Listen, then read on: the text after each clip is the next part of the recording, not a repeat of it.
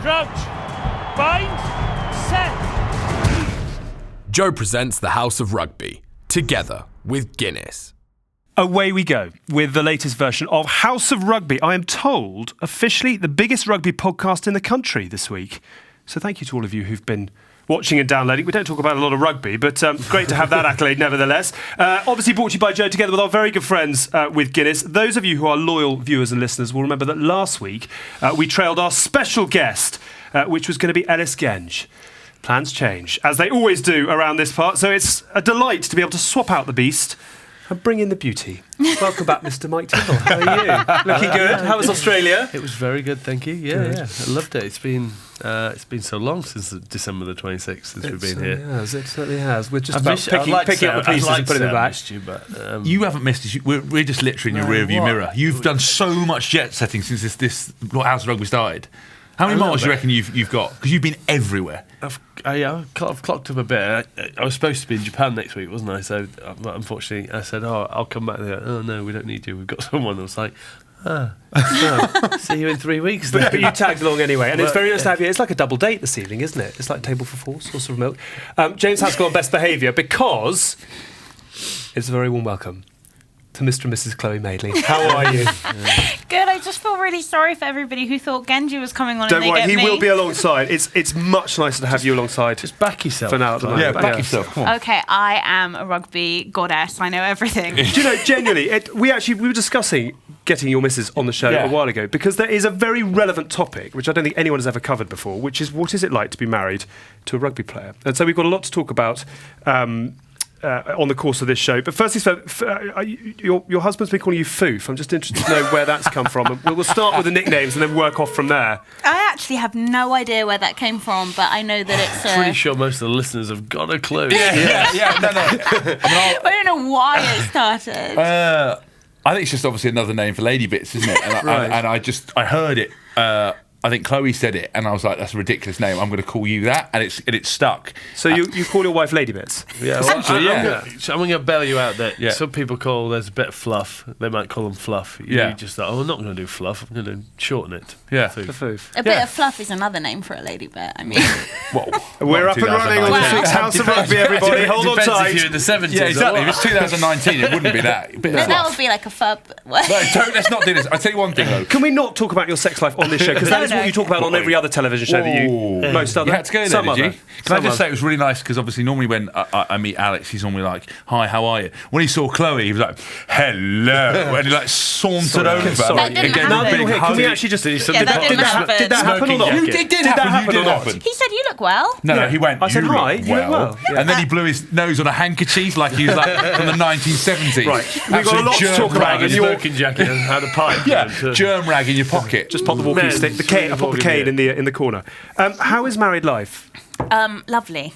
Yeah. Is it genuinely lovely? Yeah, we're still in that. Well, I can't speak for James, who has like the emotional understanding of a teaspoon. But I feel very. That's his understanding of rugby. Yeah, exactly. Of everything. Just as a of teaspoon, life. basically. You didn't come on here to start bullying me and getting into me. No, it's quite nice to have you alongside to do that, though. No, yeah, it is. I'm really happy, and I feel very, I don't know, a bit in a cloud of. I mean, I'm aware that all of your listeners and watchers are men who like sports, so I'll just say it's ruddy great. It's ruddy great. And was he emotional on the big day?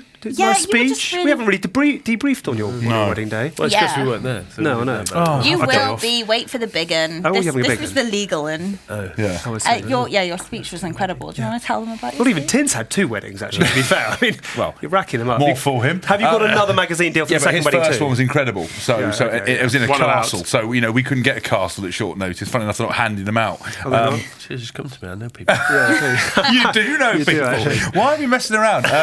No, it was good actually. I didn't cry, because when Chloe came down the kind of aisle and she was, took one look at me, she cried. I know I was crying because she was like, "Oh God, I'm marrying this fool," or she was kind of overwhelmed. But I couldn't stop smiling, and I wanted to make sure we had a good time, because everyone said it goes so quickly, and you want to savour the moment. So we kind of really enjoyed that, and I didn't cry. And I think Chloe almost looked at me and was like, "Why are you crying?" And I was like, I just don't do that really. No, I loved it that you and him and his best man were just at the front, like smiling and giggling throughout the whole thing, which I actually thought was very cute. So my best man was, you obviously know him. What was his speech like, Paul Doran Jones? Yeah, so on the preamble, on the mini stag we had, I think I told you, my He didn't turn up for large parts of that, did he? yeah. But he got told by my mum, or my dad first of all, you can't, this is an intimate affair, you can't go hard, right? And so not a 21st speech, it's a wedding yes, speech. right. And then my mum sharpened him and said, listen, you can't do that. And then on the stag do, he got more drunk and he was like saying to my dad, Jonathan, you don't understand the responsibility I have. As soon as people knew that I was James's best man, they've been contacting me from the other side of the world going, you've got to do him. He's done so many people. You've got to take him down. And my dad was like, no, Doz, you can't. And then Doz has started telling my dad the stories. I was going, he's done this, he's done that. And my dad was going whiter and whiter. And I was like, Doz, don't say that. And he's like, Hask, he has to know. They have to know. And I was like, Doz, they don't have to know. And how could they not already know with everything that's already out there? Well, Christ, listen, it's what they don't know, Chloe. I mean, you're fully briefed, mainly because we had to, in case the armed police ever came round, you had to know everything and be across the legal standpoint of your situations. I don't believe for a moment that Doz has ever slammed the table, and none of his arm can't reach.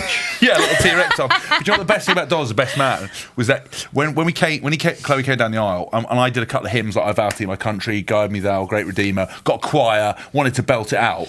Doz has stood up at the front with Chloe and I for the first part, started singing, went all operatic. I was like fully pumping it out, like, oh, hey, wow, going really into it, and then turned to me after the first verse and went, bloody hell, I've got an unbelievable voice. And Chloe and I were like, ah! So from that moment on, it kind of set the day, didn't it? And his speech was incredible. We had people like laughing, crying in a good way. Crying in a good way. In a good way. In brackets. Chloe's old man was great, and then I kind of, I hate attention. So when I made them put a lectern in there, and I was like thumbing through the sheet, and did a full presentation. I was like, seal the doors, let the lecture begin, and the PowerPoint. Exactly. Yeah. So I first met Chloe on here. You will see a naked photo of me, and it went from there. So it was good. Tears in the eyes of your dad. I think all the men were just very. Yes, exactly. Yeah. Did he at any time try and pull you out of the arrangement? Maybe you don't have to do this. No, they were just thrilled. They were just thrilled the whole day from start to finish. I was the only one that just actually me and my friends all couldn't stop crying because your speech was so good. He did a 40-minute speech. Oh my god! Make it 10 and no more. Good thing telling them the time. It was the first 20 minutes was hilarious. Everybody was laughing, Guilty. and the last 20 minutes everybody was crying because obviously he dedicated that bit to me. Do you know what it was? She said to me, because you have to do the last part about me. I don't want, and also I normally go, you go father bride, me, and then best man. But Chloe's like, I don't want the last thing ringing in my ears is Doz's, you and Doz's shagging stories. It's like, it's just not going to be appropriate. So I finished with that, and I obviously did the first part, and I had to dedicate a really big part, and she made it very clear that if it wasn't on point, the day would be completely ruined. Best line? Just too many to choose from. Just that she was my best friend and soulmate, and that I love her, and that was it. Soft side. We're going to take that out. That's the cliff note of the 20-minute. Exactly. That's the beginner's guide to romance. I'm utterly exhausted. Asleep. Emotional, isn't it? Like we talked. Every show's been different. This is literally the most bizarre show I've ever been on. I feel bad for the fans. I think we should probably get to the rugby. So, okay, on that cue, very nice segue. Thank you for moving us along. We are going to try at some point and talk about some rugby because there has been some very good stuff going on. But given that you're here, it is a really interesting topic, and we often hear rugby players whenever they receive awards. Johnny Sexton, actually, he didn't speak at the World Rugby Awards because he lost his voice, but he did make huge reference to his wife. We hear it time and time again that the people in the support network. So I would like to cover 3 topics with you, Chloe. What is it like in the spotlight? What's it like when James is sort of going big into the game time, and the future? So we can get stuck into all of those, and then we've got a very interesting perfect pour to come a little bit later on. Be very afraid. So first things first, putting the it pain of the show. And obviously, but we are very appreciative to Guinness to make the perfect pour. I think we're very appreciative to our other halves. I thought you were going to go down that. No, Guinness. Guinness first. We pray at the Church of Guinness. Thank you. We do. So putting aside, obviously, the love that pours forth between the two of you, how much of a challenge is it being married to not only James but also just a professional rugby player? Yeah, it was a real learning curve. Actually, I got really lucky that when James and I first started dating, I got to spend 2 months with Tins in Austria. Private having a goodbye holiday. Well, doing him for the sounds of it. Too much? Sorry, too much. You crossed the line. All right, fine. And it was a real learning curve. I think, you know, you hear the cliche saying, you know, athletes are really selfish and they have to be.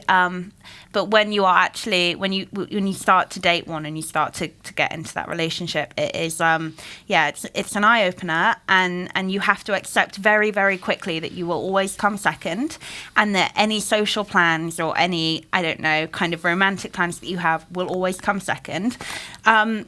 And that rugby or whatever sport it might be will always come first. You know, this is a dream they've been pursuing since they were children, and it's a very hard thing to break your way into. And you know, they are going to covet every second of it until, you know, they bleed it dry, and you really have to take that on. And I think if for a second you think you're not that kind of person, and fair play if you're not, you know, then the relationship won't last.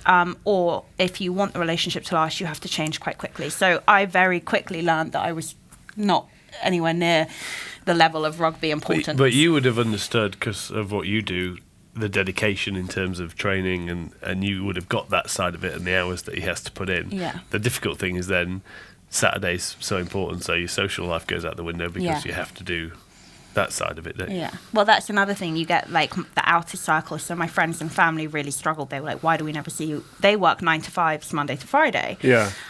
So obviously, but your parents must have had challenges in that way. I mean, did you have any sort of prep, given the world that you grew up in terms of when you're committed to something that is irregular in hours, you kind of have to live your life around it? I think it prepped me in terms of I didn't really watch rugby other than World Cups. Like that was the kind of only rugby that I had really experienced. You're welcome.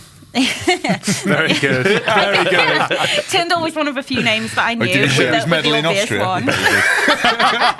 Bet you did. That old chestnut. Look, come back to my room. I've got a medal to show you. Is that? Oh God, it can be quite cold up here on the mountain. That old euphemism. Down to earth quickly with Joey Essex beating me there. That was rock bottom for both of you. Yeah. No, Zara was there most of the time as well. She was really helpful too. Oh, it was that kind of party, was it? Cockies in the middle. I just can't believe how that happened. Will the goldfish This is that you're hearing it now. I feel like one of those people left out. Like You I've been invited to a never- sex party and I'm sitting in the corner going, "How did I get here on my own with Alex just sitting there You like were the watching?" only plus in the one that never Macintosh. came. You never came to see me. Again, you'll always come But you were second. just saying how selfish they have to actually- be. In all fairness Yeah. to him, that was the time when he played rugby. Tindall, that was when you ran into the post and I missed it. Fuck, all these classic memories, all these amazing memories. You remember I ran into the post and everyone I still had to brings watch it up? on YouTube because we missed it. Do you Yeah, remember? We yeah, I tried do. really hard Yeah, to find why'd you tweet it and repost it 17 times? That was a bit the unnecessary. funniest thing I've ever Boosting seen. your brand. So did you have any interest in rugby just outside the World Cup at all? I mean, did you know who he was before you met him? You had no idea who he was? Well, I did, not when he approached me over social media. That's when he tried to date you on via social media. Because you did tell the story the other day. Let's have your version of it very quickly. How did the friendship blossom? James harassed me on social media. That for wasn't like what he months. said, but it's good to know. That's exactly what happened. Creeper. Yeah, which I think I don't think I was alone in that, but What, sliding into many DMs at once? yeah. Howdy. Well, funny, I won't tell the story, but anyway. So anyway, I only knew who he was because obviously it had the blue tick and then it said like England rugby player. But if he'd business walked card as well. if he'd walked into a bar, I wouldn't have known who he was. No. Right. I would have maybe assumed because of his build That he was that a he did removal man. something. Well, and within 5 minutes, you would have known who it was. Yeah, He was exactly. listed Google everywhere. me. Google me. Come on with his highlights reel Yeah. Can I show you my phone? There's YouTube videos up there of me. of me running into a post. Yeah. Bad, sadly. Lad. I tell what you're thinking. Built and funny because I run into posts on TV. But no, I think my parents, being who they were, prepared me for the fact that I didn't realise that happened quite quickly. That everywhere we went, he got stopped, which was very annoying when we were mid-argument. Yeah, that's one thing Chloe talks about is that, like we're having a row. Like someone said, a row at the airport. I mean, people argue a lot at the airport. We just argue everywhere. We argue petrol station, the car, the house, outside the house, in the garden. And I'll have a conversation with Chloe and we'll be having a row. And she's really upset, and some bloke will come over and be like, "Hass, mate, such a lag. Have a photo." And Chloe's like, "Are you fucking serious?" Like you can see her, and obviously she hates it because I'm, according to her words, acting like an arsehole. And yet people are coming over and telling me that I'm shaking his hand. So how do you deal with that? You have to bite the steering wheel if you're sitting in the car. Or so do you just have to almost press pause on it? I talked to the other girls about it. It's really helpful. Really? I think in the beginning I was like a bit embarrassed that certain things would bother me because I feel like a lot of people would find it like such a privilege and such a special, like his mum always said to me, like, it's so special, and to me there are times when it's just annoying. So I was like, it was hard, and then I actually I think I got drunk on a social as you do, and I opened up to a couple of the girls and they were like, oh my god, me too, don't you hate it how men will come up to him and they don't even look at you, like they don't even acknowledge you even if they introduce you, and if they do look at you it's just to see what you look like, and it can and it sounds funny, and it is initially, but after 4 or 5 years it can be a little bit soul destroying. Really? Yeah. That is, I mean, it's fascinating to hear what that side of it is like. And I imagine there's a kind of a quid pro quo as well. There's a flip side, because obviously you're very famous in your own right. Do you like the celebrity angle? Do you like the sort of the world you inhabit? I've learnt to manipulate the stage that I'm lucky enough to have inherited, to do what I love. Yep. I hate the rest of it, but I think you really enjoy it. When there's nothing wrong with that, but I think you're a bit of a performer. Yeah, I think there's an element of that in there. I think I love attention. I like doing that. But I remember having an argument with Simon Shaw once at the back of the Wasp bus about the difference between being kind of famous and successful. And he was like adamant that I wanted to be famous. I was like, not at all. I wanted to be successful, and I think what we do is a byproduct. So, I remember we did the Hello magazine thing for the wedding. I remember some people all commented on Instagram. They're like, I can't wait for Tindall to fucking bury you on the show. And I was like, mate, it's business. Like, it's not like, like Soldier Soul, I thought better of you. It's like, oh dear, someone wants to pay to take my photos of my wedding, so it pays for the wedding. Oh yeah, what an idiot. I've sold my soul. It's like, no. So there are benefits to doing that, and I think you've got to skate kind of a line. I know Ricky Gervais, maybe not the greatest guy for everything, but kind of talks about that, people want to be famous. You just go and kill a load of people if you want to be famous, but you've got to have integrity, you've got to have quality, and I think you should utilise the platform you've been given. And when I first met Chloe, I never thought we'd be doing stuff together, bits and business bits and pieces, and it's kind of just ended up like that. And I think we embrace it because we want to have a secure future. And one thing I really like about Chloe is that she's independent. She works very hard, which is not always the case with like partners or sports people.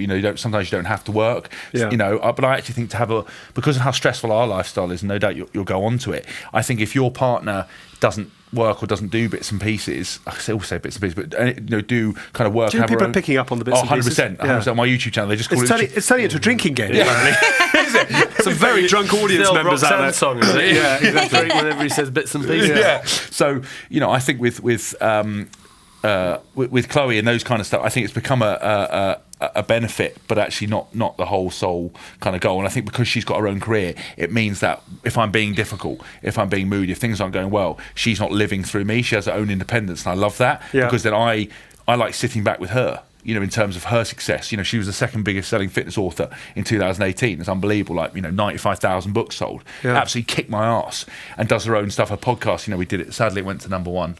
Apologise. I feel like we cheated on House of Rugby. Do you know? I watch you in different studios, pretty much every hour of the day on different channels. It does feel a little dirty. I think you need to rein it in a little bit. I do feel bad, but I always try to reference House of Rugby. I do feel like I know Tim's is nodding along. Take us along for the ride. He's like got a private jet somewhere going House of something. Yeah. So, but it's interesting. I mean, can I say therefore that you carefully court attention where it's appropriate? Are you in complete contrast? You're kind of trying to turn off the lights and the camera lenses, and slightly, but then the situation is slightly different, isn't it? Yeah, but I'm interested as to do you find it do you suffer almost the alternative that it's intrusive? Look, when we're at home and everything, we don't have any intrusions. It just depends if you go away. Like in Australia, it's a different sort of media background. When you sort of walk out of where you're staying and you walk to the beach and he runs straight out of his car behind you and he's 10 yards behind you, you turn around and go back into your hotel and decide to do something else. I was just like, Nathan, come on, you put up your game a little bit. No, don't encourage them to get better. I imagine that is quite tasking. But I think you look at that. We chose not to go down the Hello route, but that was just it's more because of the family side of it than anything else. And that's sort of how ours is a little bit different. I'm sure I would do a lot of different things. We just think of both sides of the coin. Game. Yeah. Do you and Mrs. T ever go to Nando's on a Friday night and not bothered at all? Yeah, not bothered at all. Do they close it like they closed Harrods to Michael Jackson? Do they just close Nando's? No. Is it like Richie Rich when they build a Nando's into the castle for that one specific day? On the edge of the house. And he invites all his rugby friends. He's like, I haven't seen said, can I have the lads round? She's like, okay, darling, there's a McDonald's built into the house. Like, Richie, I can imagine that would be the case. No? People do say that, like, when you get EasyJet flights, they're like, I can't believe you're on EasyJet. I'm like, why? I need to get to Geneva, and I'm at Bristol. It's the easiest way. That's what someone said to me once. I was like bunched into the front thing of EasyJet. They're like, oh, I can't believe, why are you travelling EasyJet? I was like, because I can't afford to fly anything else, and it's bloody easy, and I can deal with this paralysed spine for a couple of hours. I think people think rugby players get paid a lot, and they'd be quite surprised to know the majority don't. Although I feel like that, from what you tell me, is changing. Yeah, I think so. It is changing. The last 2 years. You've basically settled when you're better off sort of going with the Marrows or a younger model. Yeah, younger, better looking model. Really. I tried with Marrow, but it didn't work. Not another one. That's a 5 years' time, right, Chloe? Yeah. Upgrade. Just going back to, do you have like royal protection officers talk? No. Because Chins will fucking do him, won't you? Yeah, exactly. I don't suppose you really need those, to be honest. But then I think the PPO, the private police officer type site, is when you are part of, if you have a title. Right. So Zed doesn't have a title, which is the best thing. So she's allowed to then go and get sponsored and go be a professional sport person. Do you ever worry about it though? That's something I wonder about. No. Well, you can't spend your whole life worrying about things. What might happen. I worry about my parents all the time. Why? Do you? In what way? I don't know. I just worry, there are so many weirdos out there now. Yeah. That's what I have a thought about it. Like with my house, I've done stuff because you put yourself out on social media, and like I remember I heard a story which kind of changed my whole perspective. There was a bloke who wrote a book, and a woman commented, and he drove down from Scotland, got to her front door, and threw acid in her face. Oh. And I think, like, I go back at some people sometimes, and I'm thinking the one wrong person does something, you wouldn't see it coming, and I think that's what I worry about. Because you went back at someone this weekend about you did an interview on Channel 4, didn't you? Yeah. And what was that? You were saying about your young players on their phones the whole time. And someone gave you some grief on Instagram, and didn't you go back at them and say? I go back at people all the time. I once called someone like Ronnie Corbett in a dress, and they went completely mental. But they called me a CUNT to start with, and I thought that was just a fair rebuttal. But apparently it was like really bad. I was like, you did look like Ronnie Corbett in a dress. Zara gets some weird mail. I bet. Really? Yeah. To the house or to? Well, it never goes to the house. It's the somehow it always makes its way to us. They always say Her Royal Highness Princess Zara Phillips, which Zara Tindall, which she obviously isn't, and they just write Buckingham Palace, London. And it always manages to get to us. You would think somewhere down the chain someone goes, I'm pretty sure she doesn't know this person. Or they might have opened it before? Yeah, some gets open. If they scan it. Right. So and if it's just a letter. What kind of stuff are we talking? Did you get the photos I sent her? The big A3 ones of me, like the budgie smugglers like that. Do you like that? Unfortunately, it came in a package, so it got destroyed. But what kind of stuff are we talking here? Very strange. Really? We're meant to be together, sort of stuff. Oh wow. Which is quite weird. The strangest thing it's from all over the world as well. It's really weird. Does she actually read any of that? Or is there someone that reads that and says... No, normally, not a lot gets through the way it does.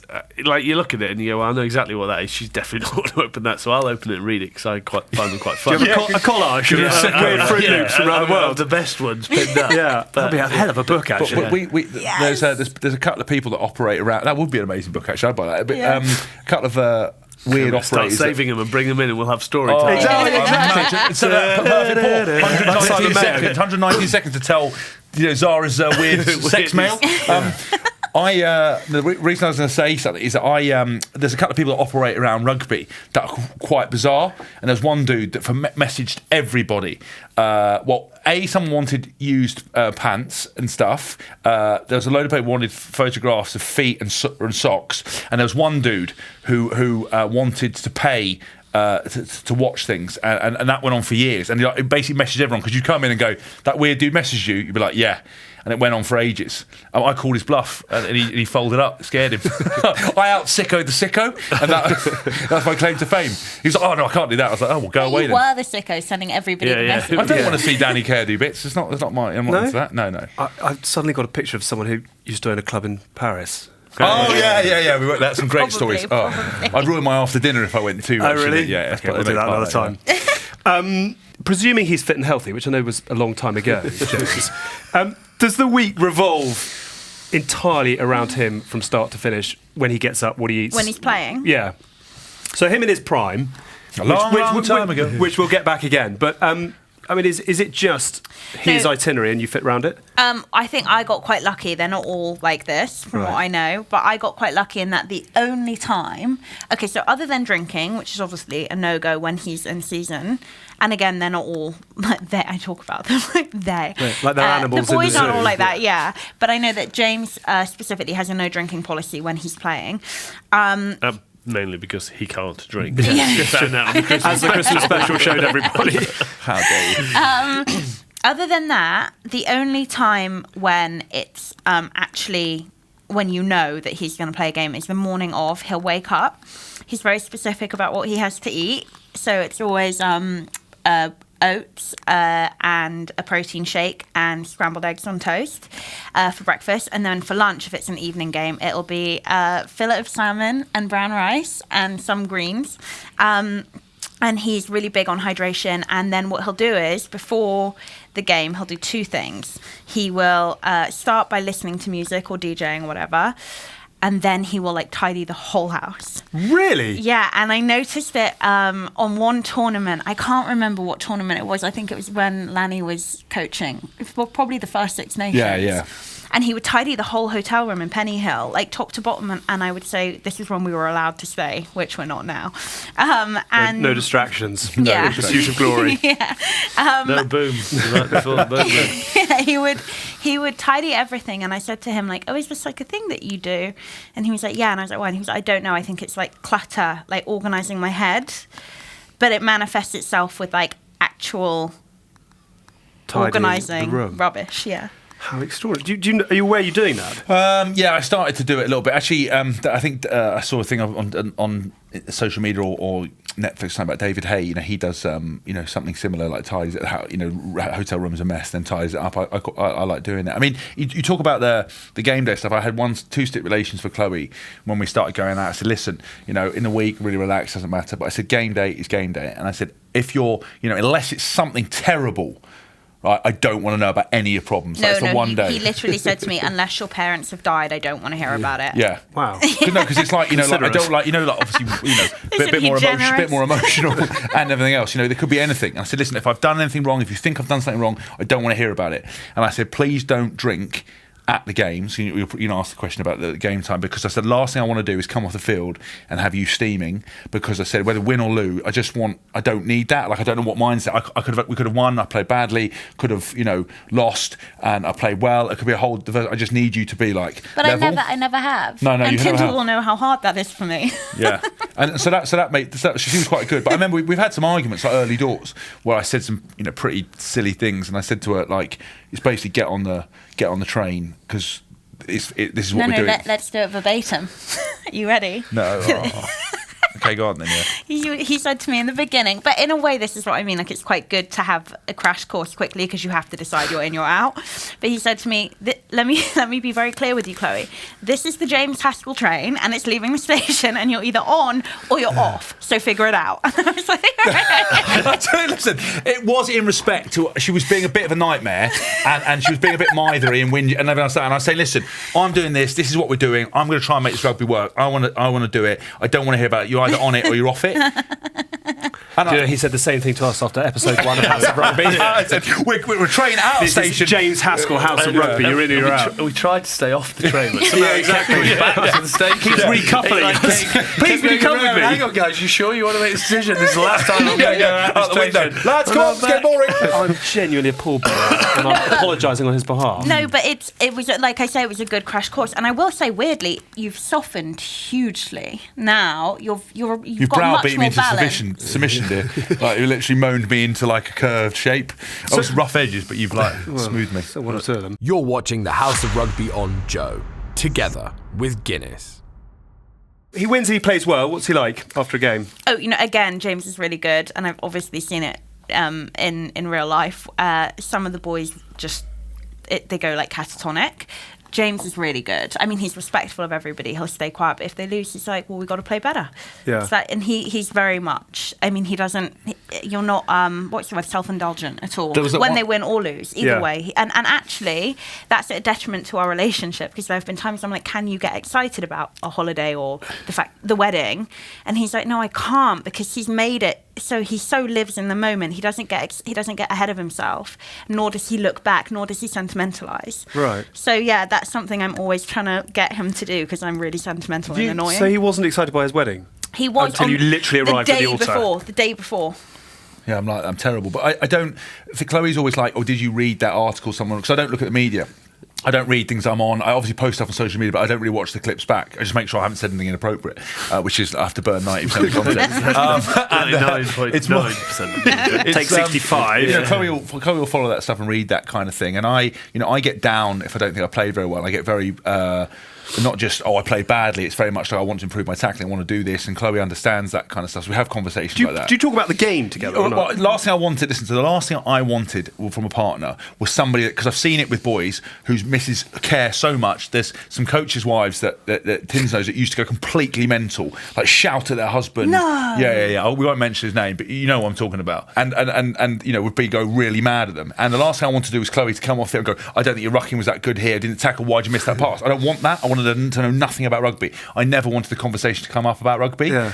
But if I spoke to her about something, what I wanted her to know was to be informed enough so she didn't do what my mum does, which goes, oh, you played so well. I'm like, Mum, literally, I was used as a speed rump. Like, what do you mean I played well? She goes, I love you. You're like, that's not what I want to hear, Mum. Yeah. I know that. But with Chloe, I want it to be, so I'll talk to her and go, listen, I was trying to work on this bit. And then what did you think? She goes, I thought that was good. I thought, and I want honesty. I don't want someone to tell me that I'm amazing. When you ask, though. Yeah, you don't be like, Yeah, she doesn't. Yeah, she'll go, and I'm like, oh, what was the story? Yeah. But but I think sometimes you either I think it's hard in your position. You either have those like standout moments and you're hailed as like, this like the best seven or whatever. Yeah. Or you do your job and you've got a high work rate and you don't have the standout moments and.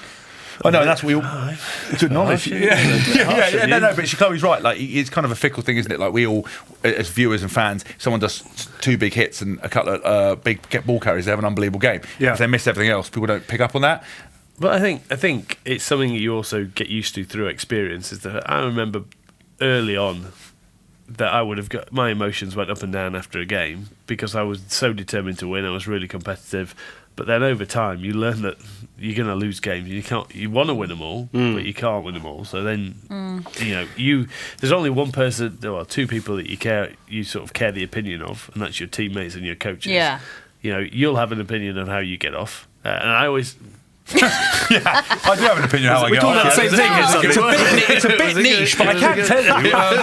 Do you analyse that element of your game? We've got a PowerPoint after. Well, yeah, you always do. You've got to go through everything. Yeah. But I think you then, you come off the field and you have an idea of how you played.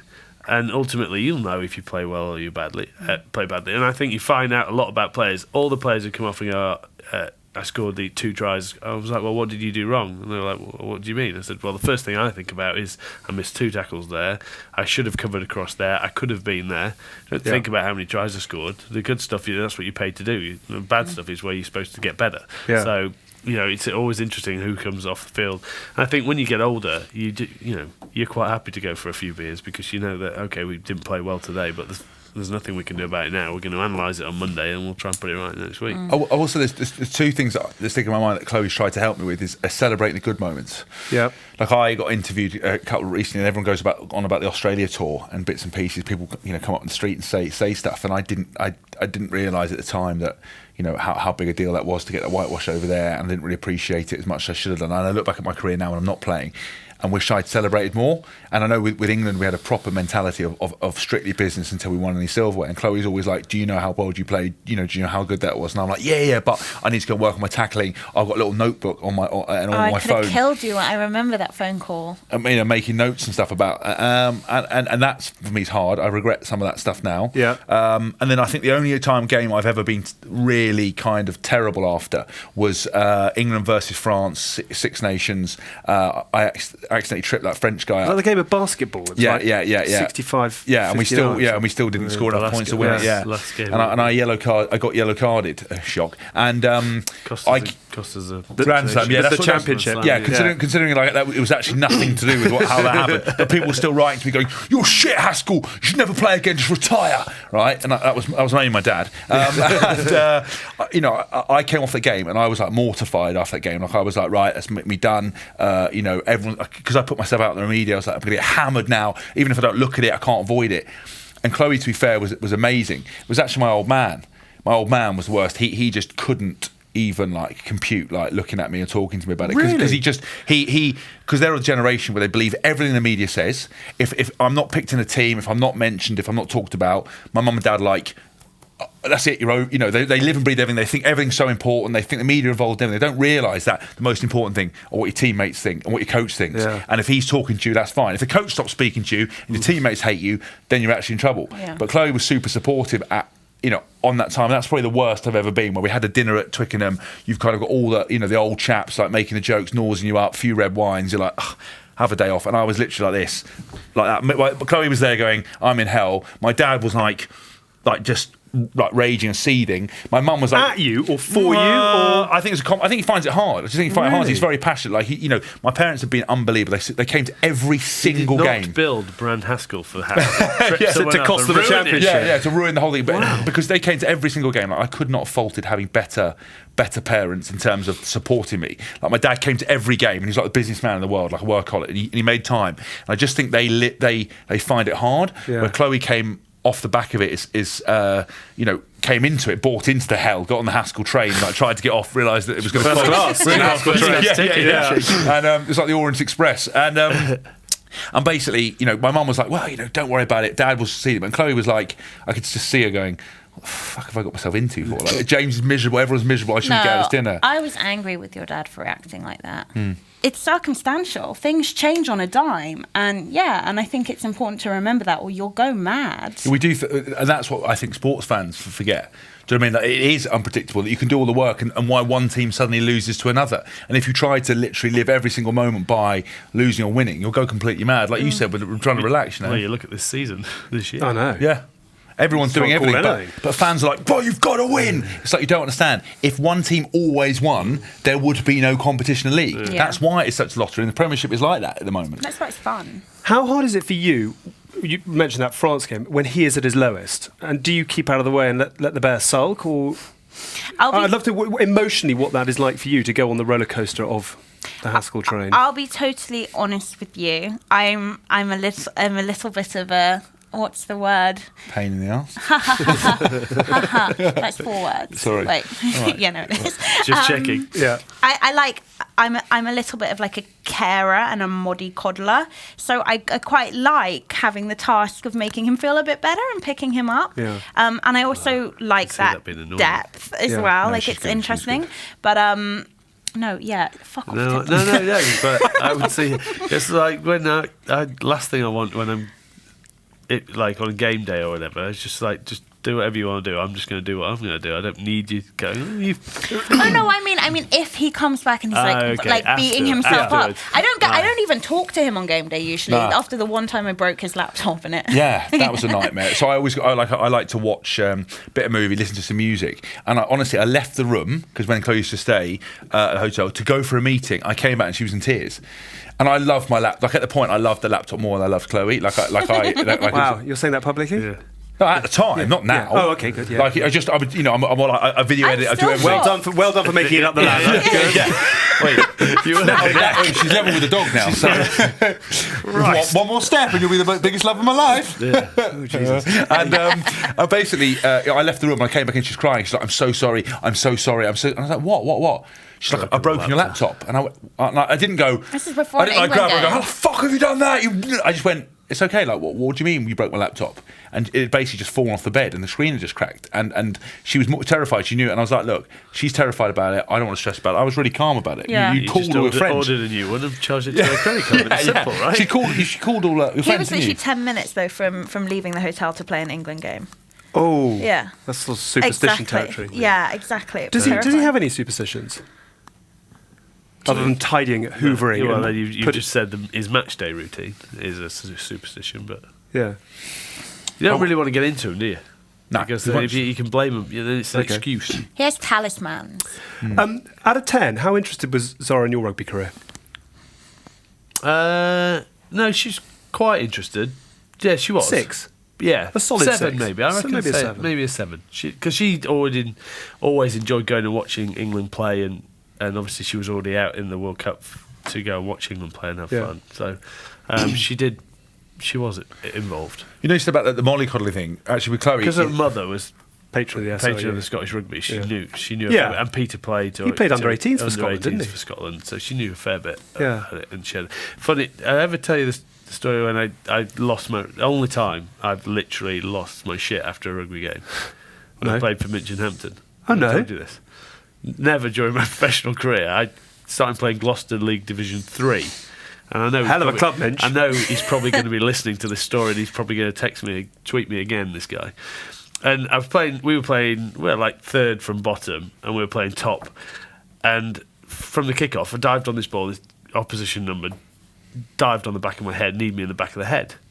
Got up, and I was like, "What the fuck are you doing?" And he was like, "Oh, I thought you played for England." And I was like, "Really?" Going no. So they carried on playing. Next thing, swinging arm. So I'm like, right, he's fucking having it.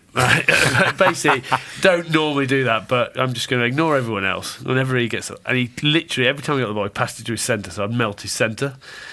And I literally ran around the field, and he was all the time going, "I thought you played for England, you're shit.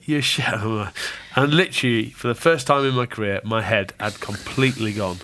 I love that. And I was just running around this field after this guy.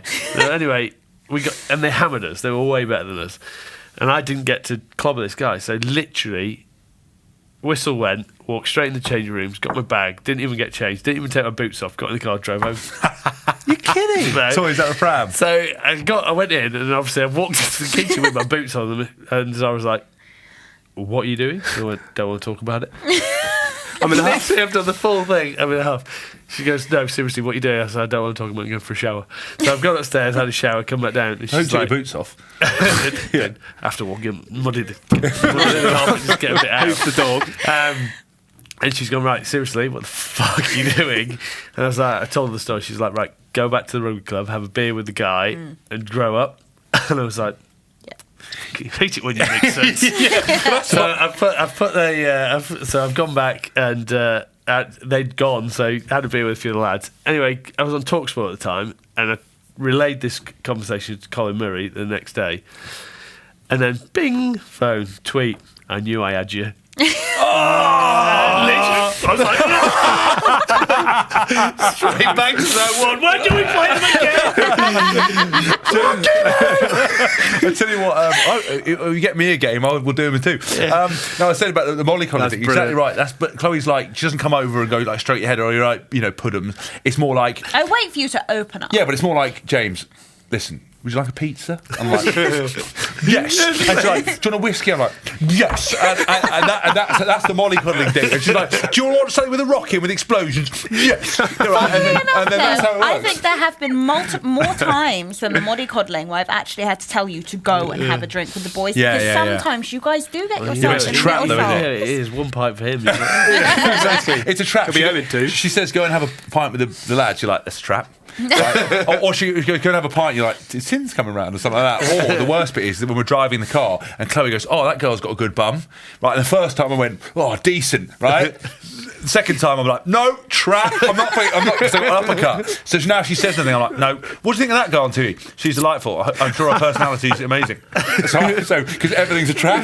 No, you're very good. I've had to tell him to leave his phone at home now, because you do need to. Yeah, I need to chill out a bit. Yeah. More. It's a bit intense. What we're basically working out here is that wives and girlfriends of rugby players are basically glorified nannies, aren't they? Looking a little bit Yes! better. Oh That's my exactly God, what you yeah. do. Hang on, it works both ways, because my wife was a sportswoman, so I have to do it the other way. So it works Yeah, it's true, actually. Did you ever offer Performance wise athlete. words like go and have a drink with your opposite?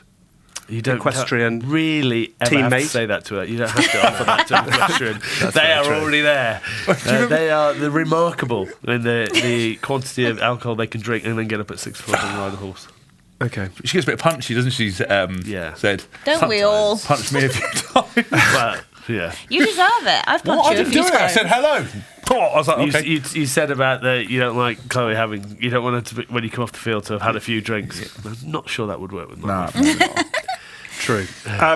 On to the future. World Cup. If he doesn't go this year, are you sort of, and we all hope you will, obviously, and take us with you in your suitcase. Are you worried about the implications and the fallout of that? Because you ride the career, you ride the highs, you ride it all. I think this is where I have to take a leaf out of his book and be like, look, hopefully you're going to be playing in the next couple of weeks, right? I personally am of the opinion that you won't get picked for the Six Nations because you haven't had any game time. Right, Eddie Jones. Well, no, but You do talk a lot of sense, Chloe. You're very welcome. It's 2 weeks to the first game. I'm thinking that's pretty good. Tinker only had 28 minutes, but he's a world-class centre and I'm an absolute battler, so I'm not. I'm outstanding. He's also essential to have on tour, apparently. Yeah, he is, yeah. But no, I think I don't think that he will, and I don't know, obviously, but if I had to bet on it. And I think that you'll have a window of time to really, make a pitch. No pun intended. Very good. Thank you. And I think I am right now I'm in the very positive camp that it will happen. If it doesn't happen, it's just not even something I'm even contemplating. No, because I no, it's not relevant right now. What would you be like if? Have you thought about it? I mean, what would you? I have. Are you able to philosophize? We've had some good conversation about it because I think you are/were concerned that when I retire, what it's going to be like. Mm-hmm. That's something to think. That we've talked about because. Chloe's been like, matter of fact, she's like, you do know it's going to end. Because I'm always like, last couple of years been fighting back from injury, playing, driving to London once a week to get physio, seeing nutritionists, doing extra training, doing whatever, waking up, most days in pain in some part of my body, doing all this stuff, trying to get back on the field to play. And then speaking to Chloe, and she's like, look, you got to push, you got to do everything you got to do. She's super supportive, but she's like, you do know it's going to end and that you've got to be prepared for that and you've got to understand. And, the fact I've been injured and we're doing stuff with the both of us got these books out and we're doing all these kind of things.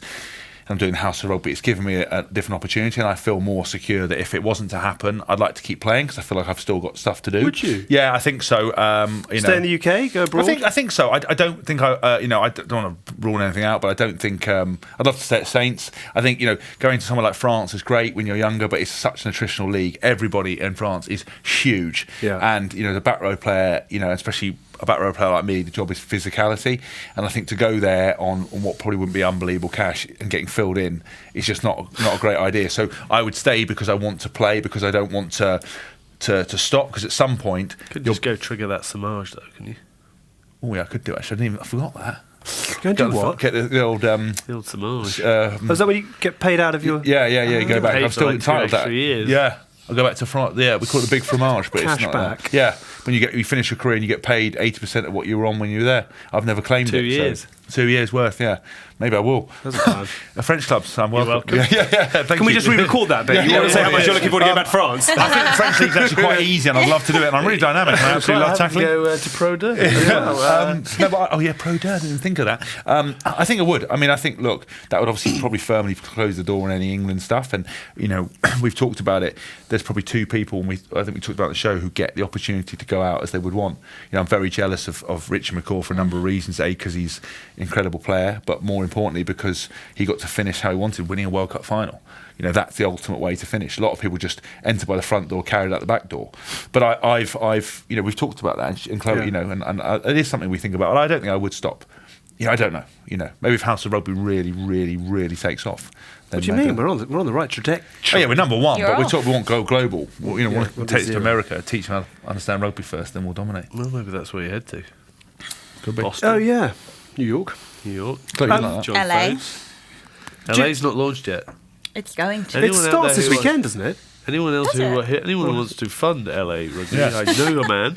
Do you worry about him when it stops? Yeah, of course. Yeah, I think that it's so many things. It's the practical thing of like getting up every morning, having to go into training, and then B, the physiological and the psychological aspect of training, and having a goal at the end of every week to push for. Even when he's injured, the goal will be at the end of every month, that he can do something new. And you take that goal away and that purpose and that schedule, and they're a free agent, and I think there would of course be a sense of floatiness and being unsure and a loss of identity. And then you think the hormonal stuff, the adrenaline that comes when they get towards playing, and you can't deny biology. You take that out of somebody's makeup and they're going to crash. And so I do worry about it, but I have many plans which I'm hoping will work. But I remember when I first met you, and you just retired, and I remember talking to you about it, and you being like, as long as you have something to keep you getting up and keep you going, it's kind of okay. Married your ticket. Quite right too. But what is it like when the cheering stops? It's quite a profound question. That is when the very cheering profound stops. Title of my autobiography. Look, I think it never started. What? When the laughter stops. When the booze get quiet. When the social media switches off. There's no one blaming me on social media. It's always the biggest thing is what sort of Chloe said there is the routine. And you don't have to actually get up in the morning, and then you have to figure out why am I getting up, and then do you have anything on that day? I think Hask is one of those generations that he is thinking about that, or whether it be through DJing, whether it be through his gym that he's trying to open in Bath, or whether it's the nutrition, the health, the cooking book, and all that side of it. He's enough going on that I think he'll quite easily be able to fill time straight away. Yeah. Just I notice everything gets a little fluffy around the edges, but you'll be training, so that'll be all right. Are you afraid about the morning you wake up? I'd be fascinated to know what you think the morning after you retire. I am. When you wake up. Are you really? Yeah, bizarrely. We got a bit deeper than I thought. We're just going to keep it light about our sex life. Don't cry. Take the piss out of Chloe and we'll do it on show two. I am, because do you know what the biggest fear of it all is that when it does stop, whenever that might be, is that the world moves on so quickly. And you want everybody to care and everyone to notice, and they don't care, and that's the thing. You get a few bits and pieces, but then you're on, and I think that'll be really interesting when I don't have teammates anymore, and I sit round. Like, I love this show. I love being with Tins. I love, I love being with you, like sharing those stories. Thanks, but I love doing it in with you. What's your name again? Alan Payne. When he said the other day, Tins, you'll come to the wedding, and possibly, possibly on. Yeah. What's your address? I'll work it out. Yeah. And if it's meant to be, I'll guess it. Buckingham Palace, London. Yeah. When I gave him his phone number, it's 07111 Keep going. And I love it if my invite to the wedding comes. Buckingham Palace, London, Pal, and Mike Phillips, Buckingham Palace, the Queen, I think it is kind of a bit daunting, that kind of thing, and I just think that I'm interested to see how I would feel, but because I have thought about it, where one day you're going in, and one of the best things of being around the lads, I get so excited when I sit round and somebody has worn the wrong shoes, or had a terrible haircut, or done something really bad, or missed a plane, or done something, and somebody comes up with a nickname. I'm like, this is why I fucking love rugby. Like, this is just 40 lads sitting around chatting stories. I'm like, the young guys, right, lads, what have you been doing? Playing Fortnite. Shut up. Get out. I want, we've been dating. What's the story? I love that. Tell them what you really want.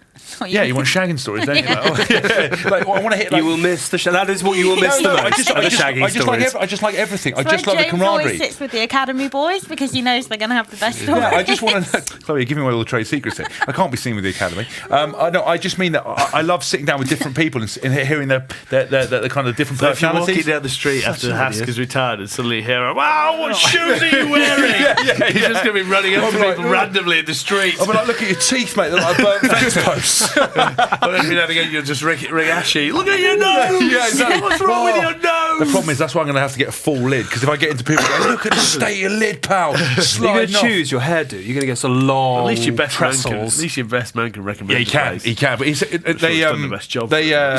You know, we get hair tested as part of the Premiership. They hair tested Doz's hair, and it was the 334 at entry. It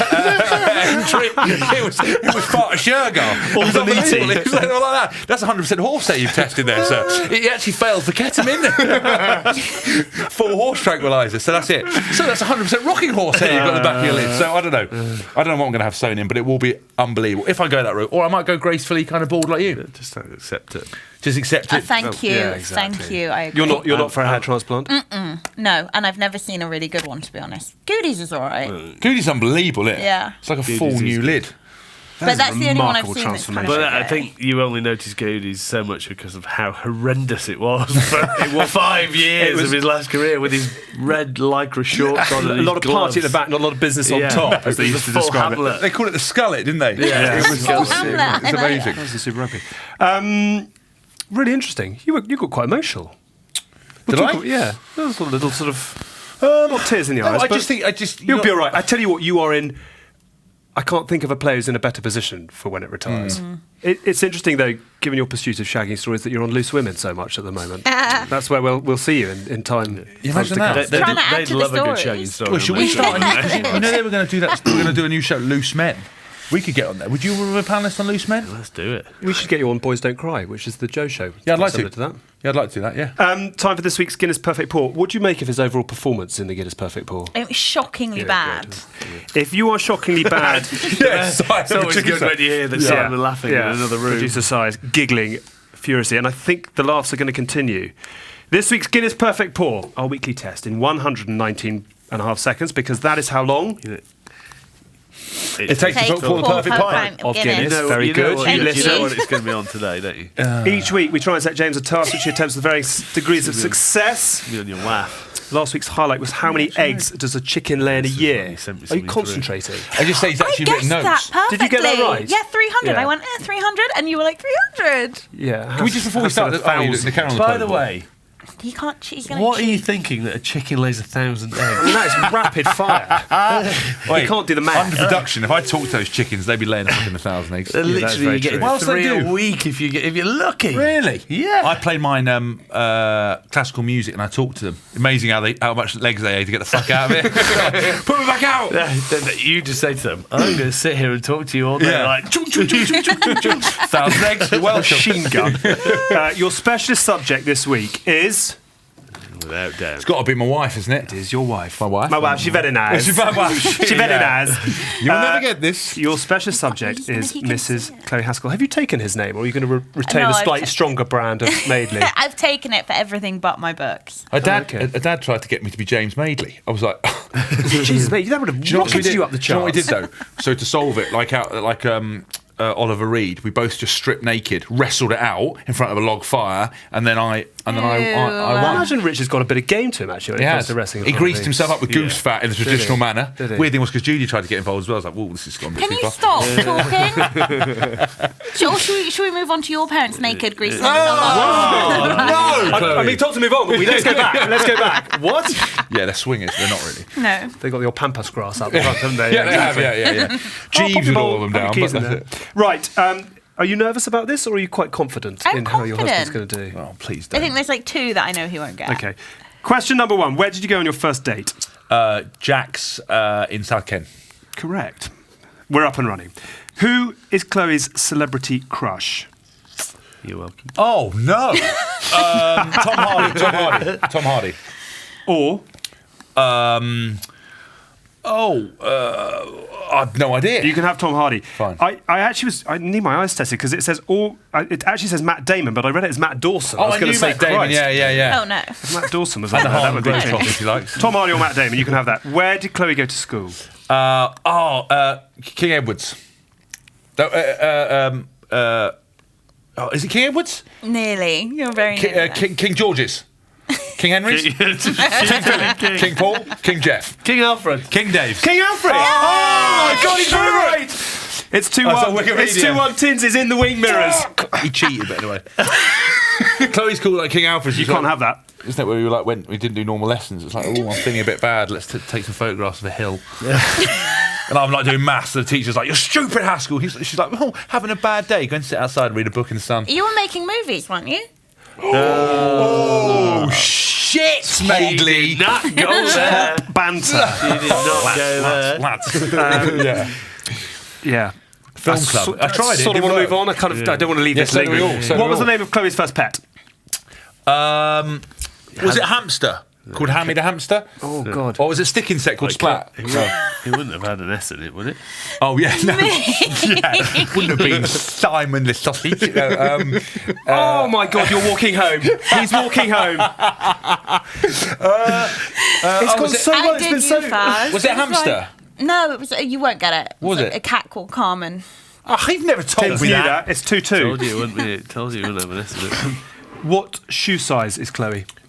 She is 5.5. 6. No, it's a 5. Oh. I would have loved Tins to have got that. That would have been very funny. What is Chloe's Well, I've greatest... got bra size, he knows that, and we'll have a few questions. That Tour to Austria. Question marks? What is her greatest asset? Oh! Is it in the... In what I think it is, I think it's her bum. Yeah, I was No, going to say... I went for a personality trait. Yeah. Fuck! Oh! Have you got a personality? I thought there was a clue in the question. Oh, You went your compassion. Oh, very good. I told you. Yeah. Jesus, I love But the bum thing's better. That's more manly because we're absolute bloody lads on. Once a Haskell, always She a does Haskell. like talking about her bum a lot on Yeah. social media, so... Oh, get fucked. so Couldn't have put it better myself, Chloe. What is Chloe's favourite film? Well, actually, I want to say Sleepless in Seattle or Good Will Hunting. Yes, very good. Yeah. Date of birth? The 13th of the 7th, 1987. Very good. So What what did she give you for your first Christmas present? I took a shot in the dark here. 'Cause What did you give me for my first Christmas present? if she's taking a shot in the dark. No, I think you might. Oh my God, Chloe! Wasn't that chain, anchor chain? No. No. Although it No. I don't think I'd have ever was it, worn my an bag? ankle My bag? chain. No. That was No. never Is Did you say ankle chain or anchor? Anchor chain. An There's a chain with an anklet. anchor on it. It's actually, she is my giant said sea anchor that ankle weighs me chain. down everywhere I go. It was a big chain Grounds it was a you. big chain to chain me to the house. I wasn't allowed out. What was it? Portable Wait, decks. Did you wear it when you Oh played? shit! I didn't get that. Yeah, fine. Sorry. What? I was going to say, did you wear that necklace when you played? 'Cause you often run like you had an anchor on. Oh, very good. Very good. That's coming from you. Coming from you. Forward and reverse. That's it. Do you remember I outgassed you? I outgassed you in school against Never Gloucester. happened. It's on the Never highlight happened. reel. Never I'll happened. show you that. I gassed him. It was a 70-metre fucking try, and I did him. He just leg tackled me in the end, and I scored. Yeah. So I tackled you, so I caught you. It just took a Well, while. I scored. I was over the ran line. out of You pitch. caught me in the bar afterwards. That was how close you got to me. Yeah. Do you know where I run from that? It was on the other wing. Do you know where I run from? Finished? Yeah, sorry. Sorry. What is Chloe's guilty pleasure? Question number 10. Chocolate. Yeah. Any particular brand? You want to get some endorsement? I would say deals? Cadbury's, Dairy Milk. Oh no, Lindt. two, really. Sorry, Lindt. Box on the door. But Cadbury's or Lindt were very good. What's her biggest bugbear? Did you see Teddy's Irish? We strictly have Bourneville. Bourneville in our house. Bourneville's cooking chocolate. Green and blacks. Green and blacks. Bourneville isn't a Ferrero good Rocher. chocolate. Ferrero, the ambassador, in case the ambassador's coming. That's what my wife calls me. Monsieur. Her biggest... No, she doesn't. Is the ambassador coming then? Dreadful chat. Her biggest bugbear? Noise. Other than you. Noise. Like noise pollution she hates. Or disorganisation. Or Disloyalty. Oh, sorry, dishonesty. Yeah, I've got it, no, yeah. Sorry. I named the three. Those are two other big bugbears, Yeah. You two, I'm very impressed. As a child, what did she want to have more than anything else other than a former England rugby player? Pony. I assume that's what girls want. I watched a movie. Stereo. Yeah, sorry. We're going to have to go into this a little bit. I know. Ice cream van. Have you worked on this together? No, I wanted You're to sort be- of presenting a united couple. No. I love you, babe. They're just putting it out for that. No, but I Why would. did you want your own ice cream van? They're going, Why by the way, not, all star Alex? Mr. and Mrs. We are available. Yeah, exactly. Do contact my agent for further details. Can we get an ice cream van? Anyone want to lend us an ice cream van? Oh, you know Ron from Harry Potter trivia. Yeah. That's what he bought with some of his Harry Potter. Rupert money. Grint? Rupert Grint, and he bought it to the last filming day of Harry Potter and gave everybody. I get the boys on from Harry Potter. I think would they be keen to come on? I think he'd lose his shit. I would. I'd have an absolute meltdown. He would. Get them on. If you can do that. Listen, if anyone from Harry Potter actually watches, have you really? I'm in business with them. Who? We've just launched Wizard's Chocolate. With who? Shut up! Not with Rupert, with the two Weasley boys. Oh, no, really? Yeah, they're Brothers twins. Yeah, we get them on. Yeah, they're good. They're real nice guys. Yeah, they're massive rugby fans. Yeah, Yeah. They're Gloucester Gloucester fans. supporters. Very aren't nice. Yeah, Oh, Wizard's damn it. Chocolate. No. Watch out. I want some Zero sugar. I'm not sure you can go. Well, hello, fair man. This is the new Do you want to thing. recall? Send it your way. You can try it out for us. Yes, do. What's your guilty pleasure? Wizard's chocolate. Wizard's Chocolate. Wait, imagine coming up and go, hello, darling, want a bit of Wizard's chocolate? You've run a mile, haven't you? Or maybe not. Oh, maybe not. Show us your one. What? If you okay, you've got to run Rupert through. was that if your Rupert was offering it to you, you'd be like, yes, Rupert. If Mr. Rupert Grint, Mr. Sir, can I have some chocolate, please, sir? If you get this, you have collaborated, and we're calling this null and No, void. I haven't- we Can haven't. you name Chloe's dream dinner party guests? Oh, crapola, hold on. Rapola. No, I can't. Hold on. Can you get any? You've got 4 to choose. Surely one of her crushes is going to be in there, isn't it? Well, even that day. No. Tins, you haven't made it, I'm afraid. No. I'm loyal. Who would it be? Sorry. Very like cultured. Is it Michelle Obama in there? No. No, she's coming for How breakfast. random. Sorry. Is that what you think of when you think culture? Women's power. Yeah. Go on, Chloe, you go for it. Who have F. you gone Scott with? Fitzgerald. Yeah. Oh, one. Before you say it, Jack Kerouac. Yes. Yes. He My- knows like some my tattoo. favourite author. Yeah, me too. On the road. You know, I told that story about driving around America. Yeah. Yeah, that was based on. Beatniks, wasn't it? Yeah. Chloe based told me on, about on the it. road. Yeah. Unbelievable. novel. Jack Kerouac, Scott F. Fitzgerald, and there's Yeah. I reckon you have a celebrity women. there. 2 more? Is it one more? 2. I don't know. One of them you fancy. Emma Stone, because she just seems really nice. She does. She's very cool. Yeah, and Dolly Parton, because, I mean, hello, Dolly What Parton. a sing-song. Shing-shong. Shing Shong. Oh, do you know what? Right, Soccer AM play that every week Do they really? and bury me, and I get so many laddie football fans who don't even follow me. Good for your fan base. Good fan who go, oh, Shing Song, mate. When are you going to come on Soccer AM? And the producers asked me to come on Soccer AM. I'm like, yeah, I'm definitely going there to get fucking mugged off by another audience. Please sign me up for that, mate. And he asked Will Greenman, and Will Greenman's like, yeah, I can do these dates. I'm like, Will. And Will keeps going, Hass can't do it. Can I go on my own? They're like, Will, get into your fucking head, mate. They don't want to get us on there so they can do me in front of all the football fans, and you can go, yeah, well, I knew he was doing it, but I just kept a straight face because I'm professional. It's like, Will, you let me down, you stitched me up, and I'm not getting done by football people. So, no. I refuse. I've got some integrity. But I have some. Very little, But Soccer AM, I probably will come on. You get mugged off by footballers. That's where I draw the Yeah, line. football fans, honestly, like that. They're like on Millwall, the thing, you're like, oh, you're a slag, mate. I was Shing Shong. You're like, what have I come to? I love that. I'm going to start saying that to you. What? You're a slag. I see. Oh, I thought it said shing-shong. Too many S's Yeah, for me. Shing Shong. Excuse me, slag, come Shing Shong. You're now crawling home. What does Chloe's tattoo say? Which one? Oh, which one? Oh, which one? Is it Cirque de Rev? Is one of them? Yeah. You can read one of them. Yeah. The Kerouac one. Yeah, the Cirque de Rev, and the other one is get it here, £50.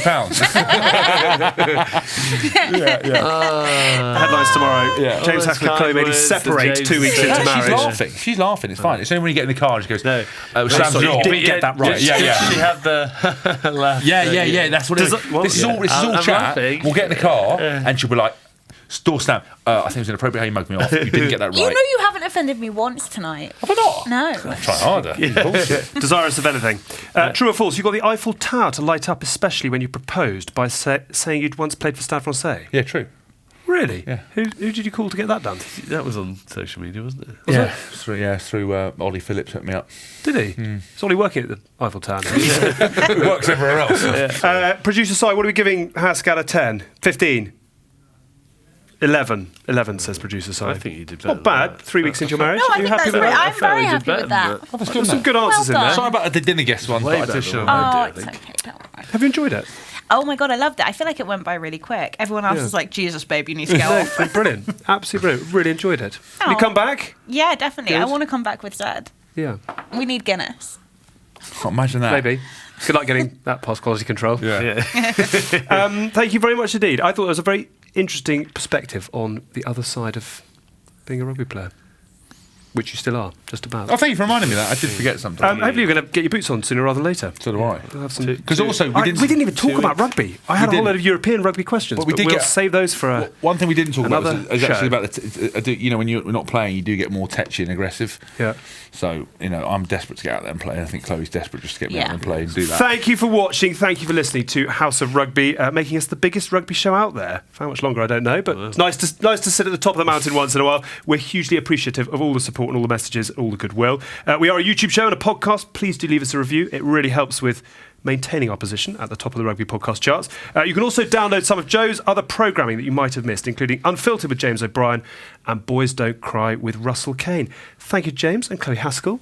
A beautiful couple you make too. Thanks to Mike. We'll see you in 7 days when we're going to be speaking to Mara Toje ahead of the Six Nations. Until then, from all of us, it's bye for now. You've been watching the House of Rugby on Joe, together with Guinness.